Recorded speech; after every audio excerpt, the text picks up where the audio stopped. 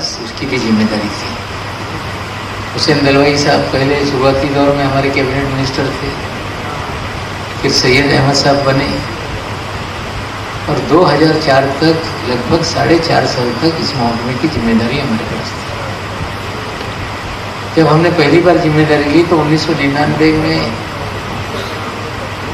ये मामला सामने आया कि मुल्क के अंदर एक वक्फ एक्ट 1995 बनाया गया, जिसे महाराष्ट्र ने अडॉप्ट नहीं किया है। मराठवाड़ा के 8 जिले छोड़ के पूरे बाकी महाराष्ट्र में जो वक्फ से रिलेटेड मामला थे वो चैरिटी कमिश्नर के मातहत थे। हम लोगों ने कार्रवाई शुरू की और 2001 में जो वक्फ एक्ट 1995 था उसको पूरे महाराष्ट्र में नाफिज करने का काम किया। चैरिटी कमिश्नर के पास जो बी कैटेगरी के अंदर बहुत सारे वक्फ रजिस्टर थे, उनको हमने 6000 वक्फ को वर्क करने के लिए ऑर्डर निकाला और 4.5 साल के बाद जितना हो सका मुस्तैदी से हमने काम किया। कुछ अफसरान उस वक्त रेवेन्यू डिपार्टमेंट के अंडर में ही ये डिपार्टमेंट चल रहा था। जो वक्फ की ज़मीनों को मराठवाड़ा में लोगों ने खालसा करने का काम किया, एक डिप्टी कलेक्टर को सस्पेंड कराया हमने और एम.ए. अजीज साहब वक्फ बोर्ड के चेयरमैन बने और वक्फ बोर्ड का हमने गठन किया। शुरुआत से ही जब बोर्ड बना कहीं ना कहीं महाराष्ट्र के बोर्ड में गड़बड़ियाँ शुरू हुई। इल्ज़ाम तराशी करना, जो लोग सामने नहीं है उन पे इल्ज़ाम आयद करना, ये उसूलन ठीक नहीं, मजबून पर ठीक नहीं, लेकिन गड़बड़ी हुई। और हम लोग जब मिनिस्टर नहीं थे तो विधानसभा में भी काफ़ी इस पर हम लोगों ने बात की। विलासराव देशमुख जी थे, आरोप लगे, कमीशन बिठाया गया कादरी साहब का, फिर ATA कमीशन बिठाया गया, रिपोर्ट आई। तो लगातार वक्फ बोर्ड का मामला कुछ ठीक नहीं है, इस तरह का माहौल बना रहा है और मुझे भी लग रहा था कि वक्फ बोर्ड में सब कुछ ठीक नहीं चल रहा है। लेकिन जिम्मेदारी लेने के बाद हमने रिव्यू लिया और सबसे पहले कि भाई आपके पास कितना काम पेंडिंग है।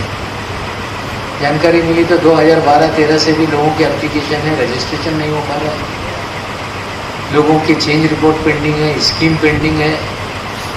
पूरा कामकाज जो सरकारी दफ्तर का निज़ाम होता है वैसे ना चल के मन मर्जी के तरीके से 20-22 लोग 23 लोग का स्टाफ जो क्लर्क करके भर्ती हुआ है वो रीजनल वक्फ ऑफिसर बन गया, कुछ प्यून बन गए ऑफिसर, और 22 लोगों से ये बोर्ड चलता रहा जो चलाना नामुमकिन है। तो सबसे पहले हमने फैसला किया कि सभी ज़िलों में वक्फ के ऑफिस बने, वहाँ पे एक वक्फ ऑफिसर हो, उसको पूरा स्टाफ मिले। ये पूरी डायरेक्शन हमने वक्फ बोर्ड को दिया है जो आइंदा दिनों में चीज़ें होंगी। साथ ही साथ उन्होंने कहा कि मीटिंग लगा के जो पेंडेंसी आप क्लियर करो। पेंडेंसी भी लगातार मीटिंग शुरू हो गई थी, फिर कोरोना की वजह से 6-7 महीने नहीं हो पाई, फिर पिछले दिनों में शुरू हुई है। तो पेंडेंसी है लगभग उसमें 3000 उन्होंने जो उनके पास एप्लीकेशन पेंडिंग थी उसको डिसीजन लेके लोगों को कन्वे किया। पहले हाथ से कागज देने का एक सिस्टम था, हम लोगों ने उन्हें डायरेक्शन दिया कि आप हाथ से कागज मत दो, जो भी पासपोर्ट आता है जिस तरह से रजिस्टर रेडी से भेज दो, जिसकी सर्टिफिकेट है, जिसके पैसे लेने हैं ड्राफ्ट से मंगा लो। इस तरह से एक शुरुआत हुई है, चीज़ें चल रही। दूसरी शुरुआत हमने ये की, एक डायरेक्शन दिया, आपको चाहे पता होगा कि नहीं, वक्फ एक्ट में प्रोविज़न है कि वक्फ बोर्ड कोई इंस्टीट्यूशन को डिसॉल्व करके 5 साल से ज़्यादा अपने मातहत नहीं रखते। लेकिन 109 ऐसे इंस्टीट्यूट हैं जिनकी लाख एकड़ के करीब ज़मीन होगी, वो डायरेक्ट बोर्ड के कंट्रोल में है, बोर्ड अपनी मर्जी से चला रहा है। उनको भी हमने डायरेक्शन दिया कि यहाँ पे आप इंस्टीट्यूशन में कमेटी बना के लोकल लोगों के हवाले करो।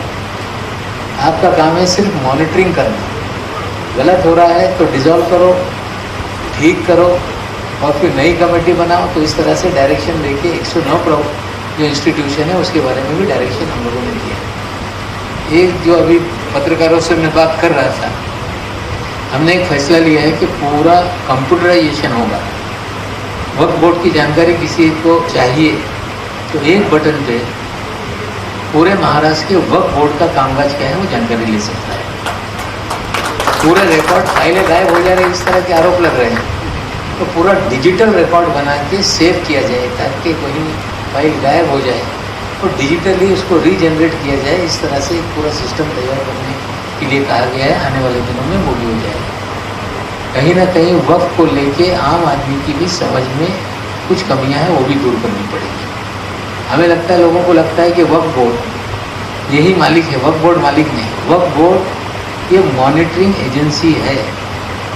जो भी मस्जिद का ट्रस्ट है, जिसको हम लोग ट्रस्ट कहते हैं आम बातों में, या उसको वक्फ इंस्टीट्यूशन कहा जाता है, जो ट्रस्टी है उसे बोर्ड में मुतवल्ली कहा जाता है, वो सही ढंग से काम करे, इतना देखने का काम वक्फ बोर्ड का है। अब उसके अंदर सभी चीज़ें अलग ढंग से चल रही है। आज 3-4 चीज़ें हमने उनको कहा है कि आप दुरुस्त करो। एक है जो वक्फ फंड है उसका अकाउंट अलग होना चाहिए। मातहत आपकी जो जमीन ट्रस्ट है उसकी आमदनी का हिसाब अलग होना चाहिए। एक है कि जो नई लीज पॉलिसी है जिसमें 30 साल की जब लीज दी जाएगी तो उसका एडवांस रेंट आएगा, वो भी बोर्ड के पास जमा होगा, उसका अकाउंट अलग रखिए। और एक ज़मीनें हैं जो वक्फ कर दी जाती है अल्लाह के राह में, वो ज़िंदगी भर बेची नहीं जा सकती, ऐसा इस्लामी कानून है। उसी कानून के तहत ये वक्फ का कानून बना है। लेकिन बहुत सारी ज़मीनें एक्वायर हो जाती हैं, तो एक्विजिशन का जो पैसा है, पहले गवर्नमेंट ने जीआर निकाला था 78 में कि जो भी वक्फ प्रॉपर्टी एक्वायर होगी उसका कलेक्टर के पास पैसा रहेगा और 8% वो इंटरेस्ट उस इंस्टीट्यूशन को देगा। लेकिन 78 से कितनी ज़मीन एक्वायर हुई वो आज तक, जब पहली बार 1999 हमने चार्ज दिया था तो वो काम शुरू किया, लेकिन आज भी वो ठीक से हुआ नहीं।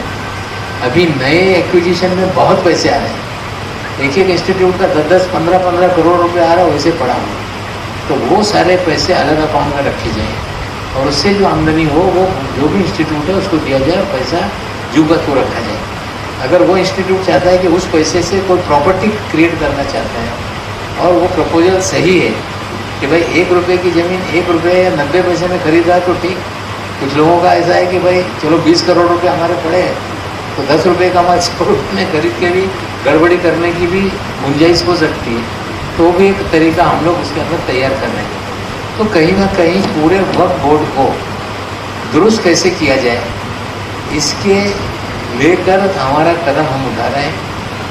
चीफ ऑफिसर परमानेंट को लेके कई सालों से रोना है कि कोई वहाँ पे चीफ ऑफिसर परमानेंट नहीं रहता, तो इंशाल्लाह आने वाले दिनों में परमानेंट चीफ ऑफिसर भी 1-2-3 महीने में आपको नज़र आएगा, जो जिम्मेदारी से बैठकर उसके अंदर एडिशनल चार्ज में नहीं। आज ये है कि एक अफसर है, वही वक्फ बोर्ड भी देख रहा है, वही मौलाना आज़ाद देख रहा है, वही कल्चरल डिपार्टमेंट में भी डिप्टी सेक्रेटरी करके काम कर रहा है, तो डेडिकेटेड तरीके से काम नहीं होता। तो परमानेंट सीईओ को भी अपॉइंट करने का हमने काम हाथ में लिया है, 2-3 महीने में हो जाएगा। कुल मिला के जो आज यहाँ पे Maharashtra Waqf liberation and protection task force है, इनका इरादा है, ये मुझसे मिले थे 7-8 महीना पहले, मैंने कहा कि आप लोग बैठिए, आप खुद काम करो, लोगों को कुछ इन्वॉल्व कीजिए। पूरे महाराष्ट्र में विसल ब्लोअर की ज़रूरत है, कहीं गलत हो रहा हो तो लोग उंगली उठाएं।